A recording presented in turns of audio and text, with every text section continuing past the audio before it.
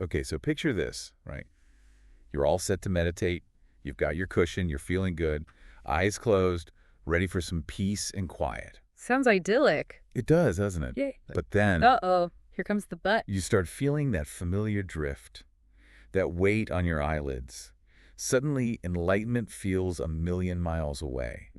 And that comfy cushion, way more appealing. Ah, yes. The classic meditation struggle. Happens to the best of us, you know. In fact, Ajahn Theravada, in his book, Working with the Five Hindrances, he talks about this.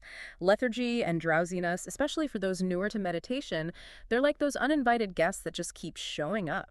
It's kind of comforting knowing even seasoned meditators probably hit the snooze button in their minds sometimes. But here's the thing I don't get. If you try to fight it, that drowsiness, it almost gets worse, you know? Oh, I know exactly what you mean, like trying to swim upstream against a current. It just wears you out more. Exactly. So what's the deal with that? Why does it feel like trying harder just backfires? Well, it has to do with energy, right? Lethargy, drowsiness. They're often signs of an imbalance, physically and mentally. And when we try to muscle our way through pure willpower, we're adding tension, not ease. So no more downing an espresso right before meditation then? Probably not the best strategy. What Ajahn Theravada talks about is finding right effort. Right effort. Yeah. You gonna make me pull out my meditation dictionary on that one? What are we talking about here? Think of it this way. It's not about forcing it, but it's not about giving up either. It's that middle ground, like a Yeah. steady flow of a river instead of, a raging waterfall. And this right effort, it pops up everywhere, not just on your cushion. Oh, tell me about it. It's like those times you're pushing through exhaustion at work, deadlines looming, fueled by nothing but coffee and sheer determination. Yeah, you might get things done, but are you really thriving? Or just surviving? Right, you hit the nail on the head. And that's where Ajahn Theravada's insights come in handy. He's got these really practical tips for working with those energy slumps. And it starts with how we transition from our crazy busy lives into our practice. Okay, so like no more jumping straight from inbox mayhem to trying to find inner peace. Exactly that. Ease into it. Like hitting the brakes before slamming into park, Instead of going from 60 to 0, think mindful movement. So we're talking gentle stretches, a little mindful walking, basically giving our minds a heads up that things are about to slow down. Makes sense. What else helps fight those meditation yawns? Well, there's this great story about Ajahn Chah, a really influential meditation master. He was all about keeping things fresh. He believed routine, while comfy, could sometimes lead to this staleness in practice, a dip in energy. Spice things up a little, I like it. But let's be real for a second. What about those times when you're already meditating, right? And that wave of sleepiness just washes over you. You're sunk. Well, instead of fighting it, getting all frustrated, Ajahn Theravada says, get curious. Wait, I'm supposed to thank my brain for deciding nap time is and now W. Not quite a thank you, but use it as information. What's going on in your body? What sensations are popping up? What's happening in your mind? What thoughts are swirling around? Just that shift in how you relate to it, that curiosity can be really powerful. Okay, but what about the flip side? It's like instead of sleepy, my brain goes a mile a minute, especially when I'm, trying to meditate. Oh yeah, that inner whirlwind.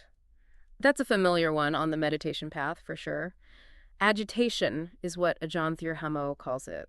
Often gets tangled up with remorse too. So not just restless, but like bummed out about being restless. Yeah. Double whammy. Exactly. It's like this excess energy that just short circuits things. That feeling of, ugh, I'm supposed to be peaceful right now. And that just makes it worse. It's so true. The second I think I should be feeling zen, it's like my brain knows and it's not happening.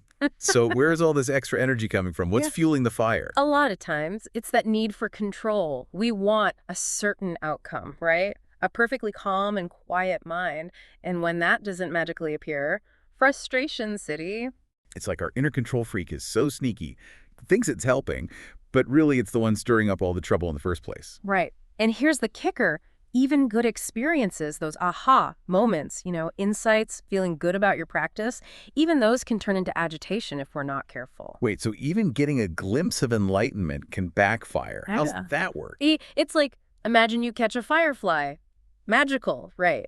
But if you try to hold on to it too tight, what happens? Same with those blissful moments in meditation. You got to let the firefly or the bliss do its thing. I get it. Yeah.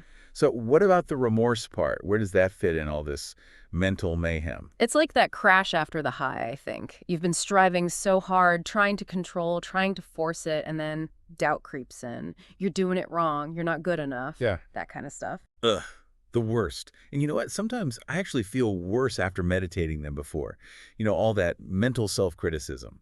Not exactly relaxing. It's really common, but the text really emphasizes meditation. It's not about being perfect, not about never getting distracted. It's about awareness and compassion for ourselves and others. So less inner hurricane, more like inner peace oasis.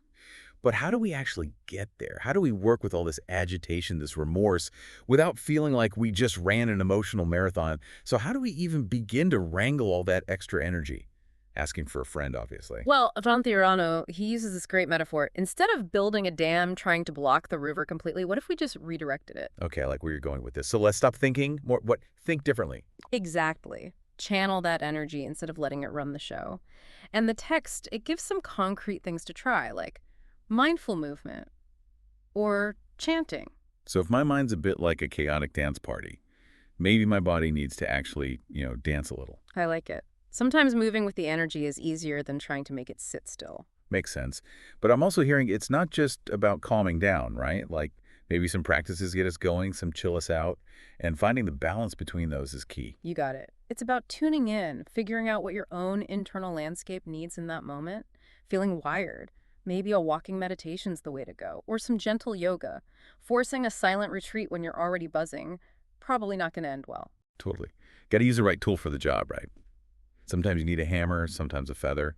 And speaking of tools, can we talk about self-compassion? Because that feels like a big one here. Huge. Ajahn, he comes back to it again and again in the text, and it's easy to see why.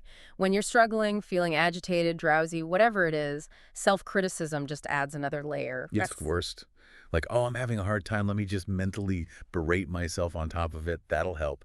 So how do we cultivate self-compassion, especially when that inner critic is being so loud? It takes practice, for sure. But even just recognizing, hey, we all mess up sometimes. We all have moments where we're not our best selves. That's part of being human. So instead of judging those moments, what if we met them with the same kindness we'd offer someone we cared about? Right. Like that saying, be kind, everyone you meet is fighting a hard battle. We never know what's going on inside someone else, and that includes ourselves, I guess. Exactly. And something that really stood out to me in all this is there's no one right way to meditate. What works for me might not work for you, and that's okay. It's about finding what works for you. So, if chanting brings you a sense of peace, chant away. If a walk in nature is what clears your head, lace up those shoes. Find what works, not what you think should work, right? Yes. What if the key to peace isn't forcing ourselves to be different, but actually getting curious about and befriending our own minds as they are? I love that. Such a good point to end on. It's not about achieving perfect stillness, but about learning to navigate the ever-changing landscape of our own minds. Huge thanks to you. This has been so insightful. Glad to be here. And everyone listening, thank you for joining us on another deep dive. We'll see you next time for more explorations. Until then, happy meditating.